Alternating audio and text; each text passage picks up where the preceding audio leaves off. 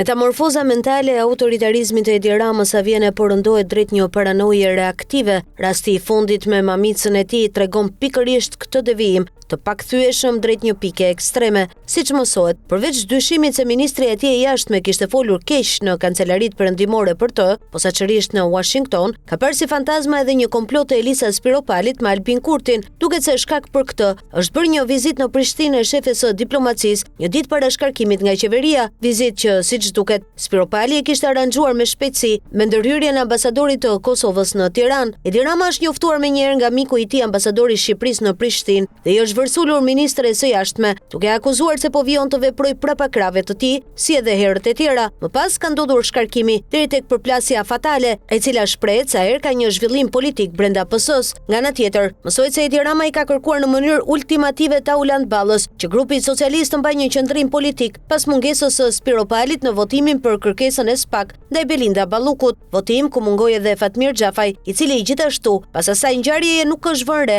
as në mbledhjet e grupit, por as në zonën e re elektorale që i ka caktuar kryeministri për të patronazhuar njësi numër 5. Tek bastioni politik i Xhafajt, Rama ka dërguar ministrin e brendshëm Besford Lamallari, i cili ishte këto ditë në Myslim Shyri, ku mbështetësit e ish-ministrit i bën një surprizë jo të këndshme. Ata varën në mur një poster gjigant të Xhafajt, akt që është marrë si incident jo vetëm nga ministri, por edhe nga vetë Edi Rama, i cili e ka agravuar inatin e tij, aq sa nuk ka ditë që nuk përplaset me të gjithë, duke u shfryrë se është rrethuar nga njerëz që duan t'i bëjnë puç. Burimet të pamfletit tregojnë se ai është përplasur edhe me të ngarkuarën me punë të SBA-s në Tiranë, e cila ka takuar disa ministra të rëndësishëm të qeverisë. Pas raportimit, mësohet se kryeministri ka shprehur pakënaqësinë, duke i kërkuar sqarime, e ka marrë përgjigjen se jemi aleat strategjik. I prerë mësohet se është treguar kryeministri duke thënë se jemi aleat, por për qeverisur jam unë, jo ju. E gjithë kjo atmosferë ka elmuar mjediset e mazhorancës, aq sa thuhet se të gjithë kërkojnë të shmangin takimin me kryeministrin. Të gjitha këto zhvillime nuk kanë mbetur pa rënë në sy nga ndërkombëtarët që kanë përpiluar raportet përkatëse, të shoqëruar me komentet gjendje e rënduar.